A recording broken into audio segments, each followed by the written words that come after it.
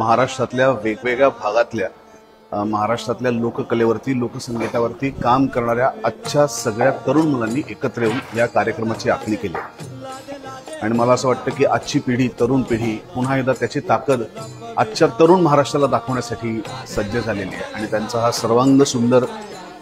पूर्ण तरुणाईच्या ऊर्जेनी भारलेला असा हा संगीतमय कार्यक्रम द फोक आख्यान यातली सगळी गीतं जी आहेत या सगळ्या रचना ज्या आहेत या नव्याने केलेल्या आहेत त्याचं पूर्ण आख्यानाचं स्क्रिप्ट आहे ते देखील नव्याने केलेलं आहे त्याचं संगीत देखील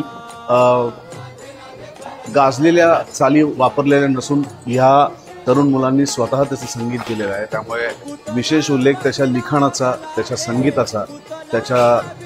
काम करणाऱ्या सगळ्या वादकांचा गायकांचा आणि ज्या ऊर्जेने हे सगळे काम करतायत त्याला हॅट्स ऑफ। पण महाराष्ट्रातल्या तमाम रसिक प्रेक्षकांना विनंती आहे की आवर्जून तुमच्या भागामध्ये या सगळ्या तरुण मुलांना बोलवा त्यांच्या द फोक आख्यान या कार्यक्रमासाठी आणि